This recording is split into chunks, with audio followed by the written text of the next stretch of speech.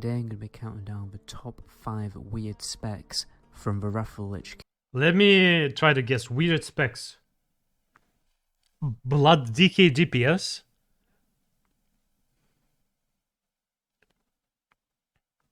I don't know, sub-rogue DPS. Top 5 weird specs. The fuck? King expansion. Just before we jump in, guys, apparently Holy only Blood in 11% arena. of Yeah, people but it's not a watching thing my in videos are actually 335. subscribed to the channel, so I would appreciate if people did actually quickly subscribe and hit that notification bell if you want to see more content like this. So when it comes to doing my research for these videos, it can be a very difficult process because the old talent trees are literally impossible to obtain. The only talent trees that I can get are 2.4.3 talents for TBC, or patch 3.35 talents for LMGD, the last talent builds for each of the expansions.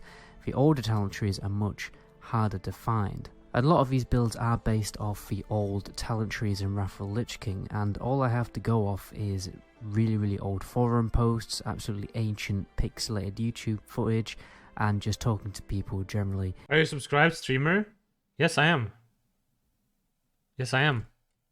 In the community, so just bear that in mind when you're watching these videos. So if you're watching this video and you see that I've missed something very important out of one of these builds, then feel free to contribute in the comment section below. But anyway, let's get on with it. First of all, we have the Shadow Frost Death Knight. You can also nickname this build the Mage Death Knight because it basically turns the Death Knight into a much more of a ranged class. Your main source of DPS and pressure is going to be in the form of Icy Touch and Deathcore. Should clarify, this is obviously a PvP spec in arenas and battlegrounds.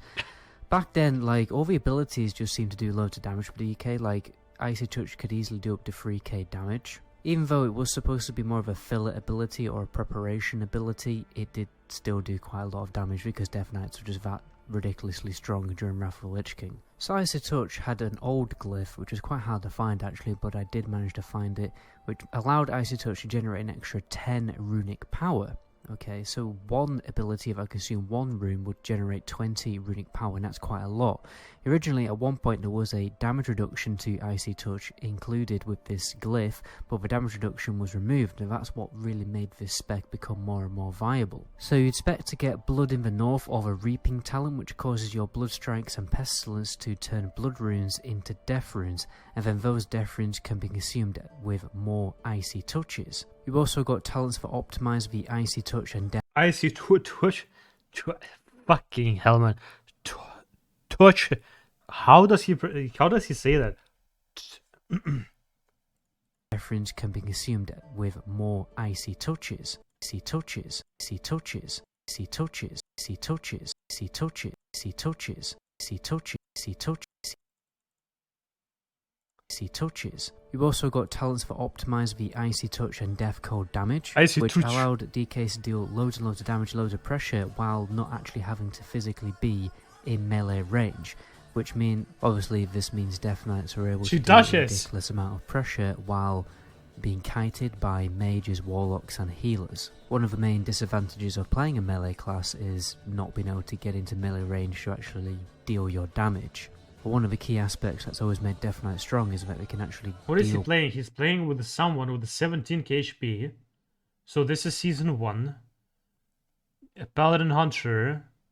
This is a Holy Paladin with 14k mana. And I would assume this is... What the fuck is this? This is an HUD? Wait, what? What is he playing with?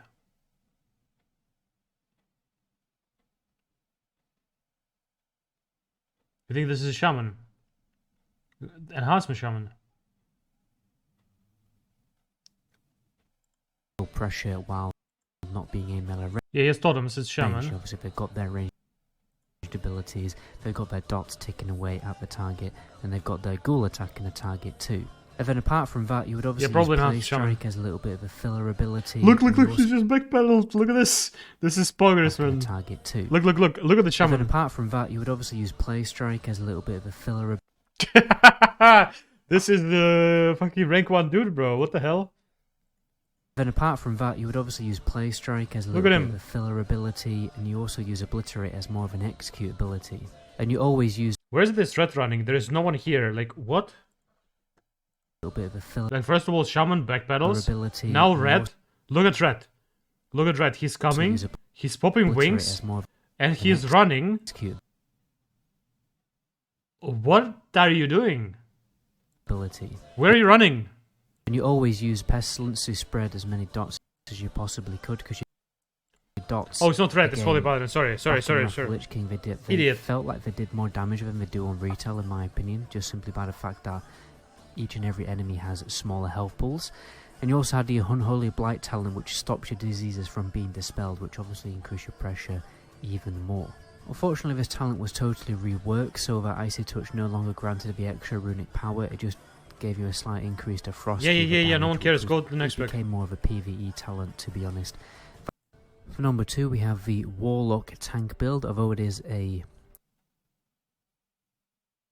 Mother of God. Warlock tank. Yo, guys. We are gonna level 70 to 80 for world first race. And we're gonna use Warlock tanks.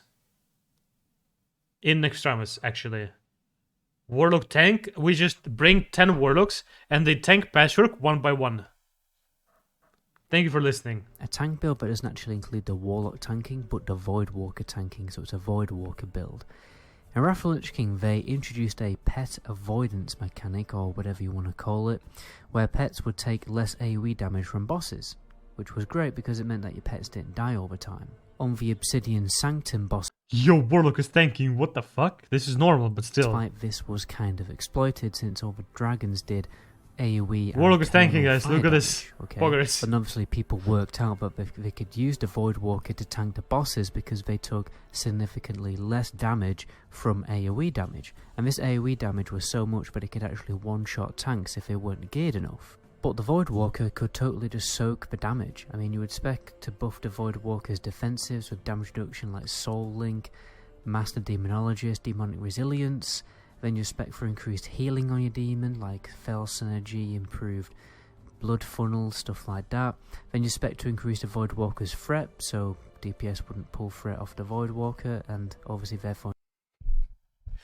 Guys, imagine you're a Fury Warrior Pumper in SCC, in ICC, with a Shadowmourne. And you're like, I don't want Feral Druid tank, I don't want Paladin tank, I actually want a Void tank, because I can't pull threat. This is increasing poggers. its damage. And you also picked up the cooldown Demonic Empowerment, which increased a Voidwalker's health by 20% and its threat generation. And lastly, you could stack stamina gear on your Warlock, which would then actually increase the Voidwalker's health pool to an even bigger beefcake, and you could easily get your Voidwalker with more health than actual tanks. For number 3, we have the Prot Ret spec, which is a Protritridin. Protritridin.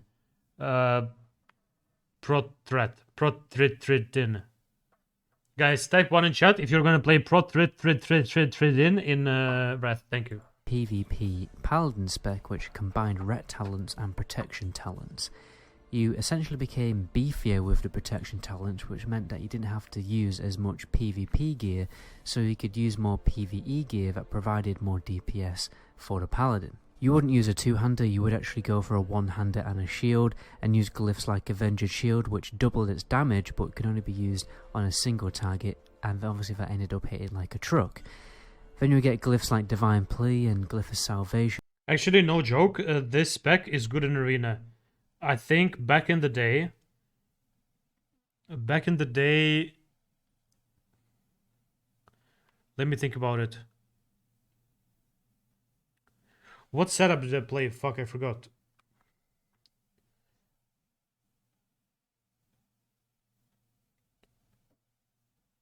I think my first 3 setup, where I reached 2.2k back in Wrath, was Prot Paladin. I was playing DK. And we had Rasta Druid, I think. Rasta Druid, Prot Paladin, like Prot DPS Paladin, like Prot Ret. So this spec was actually like people were using it. Damage taking, which meant maybe it's not this spec, maybe it's full Prot. That you could easily survive in 2v2s, and it's very difficult for you actually to die in double DPS comps. I think overall you did provide less pressure than a typical DPS class, but with the perfect combo and coordination with your arena teammates, you are absolutely lethal. And obviously in 3v3 games you provide excellent support because you're a paladin and you can do Hand of Freedom, dispels, all that kind of juicy stuff. And if people were stupid enough to actually focus DPS on you, then they would massively waste their time. People on my live streams have told me that the first content that Towley, the streamer, ever streamed was actually popularizing the protection spec in PvP. So Why did he mention him? I found that quite interesting. For number 4 we have the Fury tank build. So it's Yo, top 10 spells added in Wrath. We're watching that also. kind of similar to how Fury tank works in Classic right now, although you will actually be using a two-handed weapon with a shield. Honestly, the main reason to get this build is because you just kind of look cool with a two-handed weapon and a shield, although it did actually become quite a useful dungeon spec if you really want to analyze it properly. Obviously doing dungeons very quickly meant that you could farm your emblems Dungeons. This is very quickly, and emblems are always relevant in every single stage of Wrath of the Lich King's lifetime, because you always need emblems to get gear, whether it's for you or your ult. And I this love people was, from UK. helped a lot by the fact that in Fury spec, You're talking about accents? I love people from UK, yeah. and as a tank you did ridiculous damage. And this was like No, it's just funny. Fury spec had a lot of reactive damage buff talents, for instance Enrage, which gives you a 30%. Bro, if it would be a French guy making guide, I would be saying, "Ouh là là, ouh loulou, je m'appelle Serge. Je me baladais sur l'avenue." You know, chance on getting it doesn't matter. You are allowed to troll whoever you want. a 10% damage buff for 12 seconds after taking damage. So as you can probably imagine, that was up absolutely constantly. It got Berserker's Stance and Berserker's Rage, which generated rage when you took damage. This meant that you had an infinite rage pool to burn with Cleave and Whirlwind and other abilities like that. And obviously you had also a lot of damage increasing talents too. There's even a talent that increases Cleave damage by 120%, and that's pretty ridiculous. You pick up a few essential talents in the protection tree like Shield Spec, Shield Mastery. He's showing Prot Warrior in that video, not Fury. I think it was Prot Warrior with a two-hander. Is it 200? This doesn't look like 200. Actually, it does. Wait, what? Spec. I mean, there is stun here. I'm not sure. Maybe the stun is not in talents anymore for Wrath. If you really want to analyze it properly, after take you have so that you weren't too squishy and get in this kind of spec. And lastly, we have the Rogue Repost spec. So this build kind of what the fuck? Builds on the Rogue tank spec from TBC, where you could tank Gruul with the avoidance. Yo! People are doing this trick back in the day? Really? Because this is a recording from back in the day, right? This is Wrath, and he's doing the fucking shit that people are doing in TBC. Cap. I don't think the avoidance cap is achievable in Wrath of the Lich King, but nonetheless you still could become a pretty strong tank. However, actually tanking raids probably was never going to happen. Or I don't know, maybe some people actually did it, but this build was mainly specialised for soloing Zul'Gurub and parts of Molten Core, obviously to get a truckloads of gold. And you know, a very easy farming method. That didn't require you to compete with, you know, people in the open world farming elementals and stuff like that. So you spec into defensive talents to increase your avoidance, like deflection, lightning reflexes. Alright, we're done. The Wrath of the Lich King World of Warcraft expansion, released on the 13th of November in 2008, has long been regarded as Blizzard's most successful expansion and the peak of World of Warcraft. And today we're going to be looking at some of the most interesting class spells added to the game.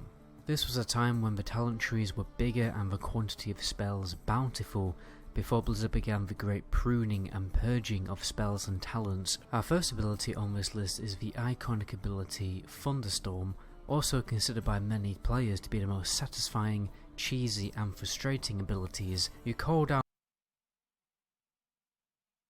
Yo guys, one question. Actually, I don't give a shit about this video. I want to know, when I come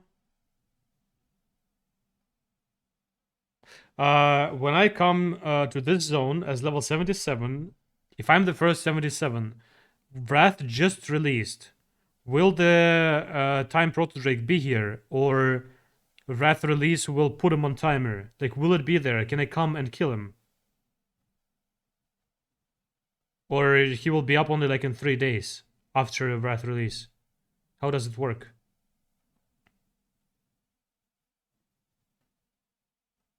Don't you need flying mount? Yes, at level 77 you can get flying mount.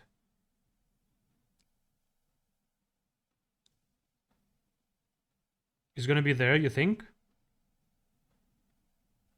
Okay, so... Okay. Down a That's nice. bolt of lightning. It means that I don't have to camp it. I just come here because I'm gonna be the first guy in the zone and I just get it, right? Energizing you and damaging 50% chance to share spawn with other area. nearby enemies within 10 Gonna be yards. unlucky. No, actually, it doesn't matter because you just swap layer and you're good. Actually, no, it does matter because the server we're gonna play on, there's gonna be no layers. Does 8% mana Unlucky. to you and deals 1450 to 1656 nature damage to all nearby enemies, knocking them back 20 yards. This spell is usable while stunned. People got the most use out of this spell in their PvP environment. Shamans would use this ability in key areas such as the cliff near the lumber mill base and the blacksmith, but the most deadly location was the flag area in the Eye of the Storm battleground, as you can see from the background footage. I actually don't care about those mounts because I'm gonna have... Actually, will I have? I only have Glad on my Druid. I will probably get Glad on my Rogue also, but I won't get Glad on my Warlock or Paladin in TBC. You can get pretty cheesy instant kills because you're totally transporting that player out of the map, which obviously inevitably just kills them. Blizzard actually had to patch in some extra rocks on either side of the area for rated battleground since people were using the trick so much, and if you had a shaman on your group, then you had a very clear advantage. First ability that everyone thinks of when they think of a warrior is definitely Blade Wrath is a garbage expansion, change my mind. You're a garbage viewer who doesn't use Twitch Prime on me, change my mind. Storm. This was the last talent point within the arms tree added in Wrath of the Lich King. Instantly whirlwind up to 4 nearby targets, and for the next 6 seconds you will perform a whirlwind every 1 second. While under the effects of Blaze Storm you can move but cannot perform any of abilities, but you do not feel pity or remorse or fear as you Is this Mist of Pandaria? Like, why is there a video from Mist of Pandaria? cannot be stopped unless killed. Or is it Cataclysm? This is Mist of Pandaria.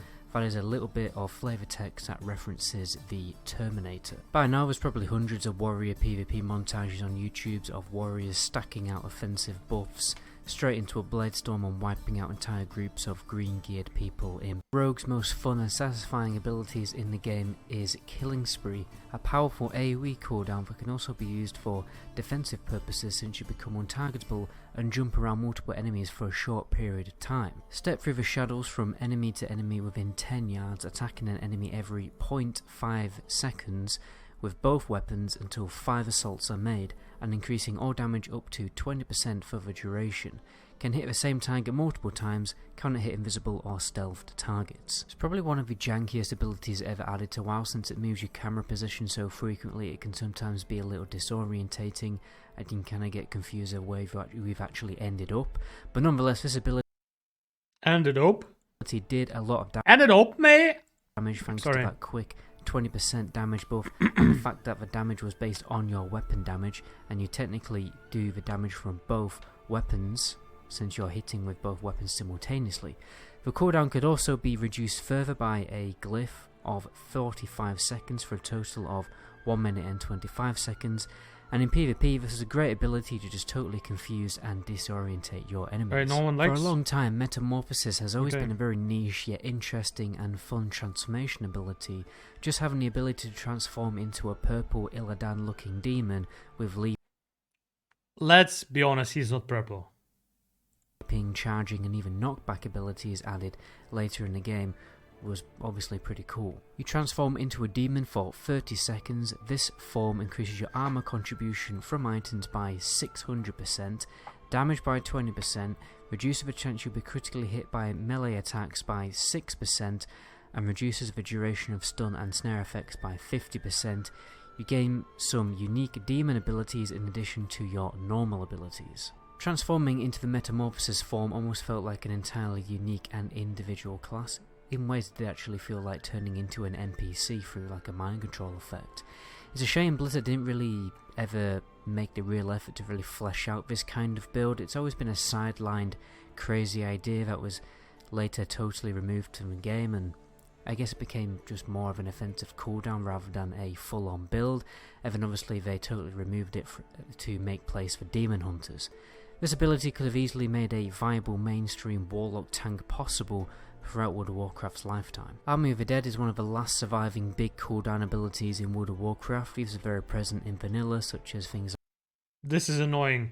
I can't wait, Ayab, for you, dickhead, to say, yo, don't pull the boss. My Army of Dead is on cooldown. 2 more minutes, let's wait.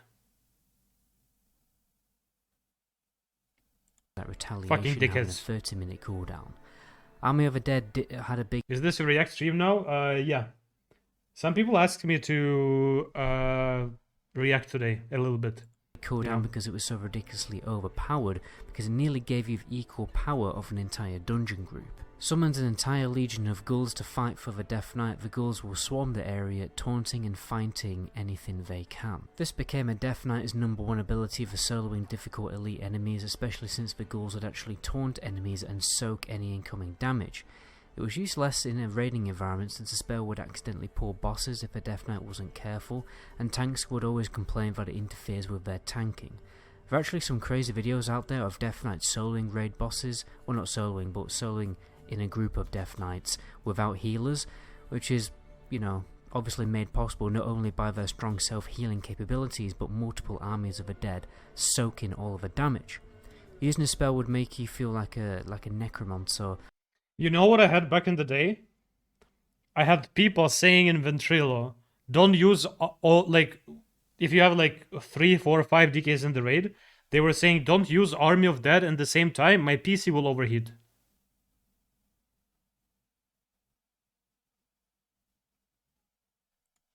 Or even like a mini Lich King. In Wrath of the Lich King, the Hunter's disengage ability was totally redesigned into a new ability which was way more fun and way more useful. I am technically breaking the rules a little bit here because this isn't a new ability, but I feel like it was reworked so much it really did become a new spell. Your attempt to disengage from combat, leaping backwards, can only be used while in combat. This became the Hunter's strongest gap opening cooldown, which became very useful in kiting PvE enemies and escaping the pressure of a melee class in PvP. The ability is unique in the sense that it doesn't just displace your character horizontally like a mage's blink or a charge, but also vertically by moderately jumping you up into the air. This meant that in PvP you could trick disengage onto raised platforms, and it also opened up the opportunity for hunters to engage in exploration options. 7 we have another Warlock ability, the Demonic Circle spell combo. Teleports you to your Demonic Circle and removes all snare effects. The principle was very simple and overpowered. You summon a marker for your Demonic Circle, and the second ability will teleport you to the marker as long as you're within 40 yards. It's one of those abilities that made you feel like you've just thrown 100 firecrackers at somebody. Starfall and and Dispersion, any form of complicated setup or any perfect timing. You just pop the spell and Starfall goes into autopilot mode, automatically doing insane AoE damage without you having to do anything but stand close to your enemies. The only downside obviously was that if you got nicked by a crowd control effect, the effect of Starfall would be suppressed and the whole cooldown wasted. Next we have a Paladin AoE ability, Divine Storm. Obviously you probably noticed it by now, as most of these abilities on the list are AoE abilities. Alright, that's it. How to avoid burnout. What do you guys want to watch? How to avoid burnout? What does Black Temple look on PTR? Top 5 most fun specs to play in Wrath. And the top 10 hardcore challenge death too painful to watch. What do you guys want to watch next?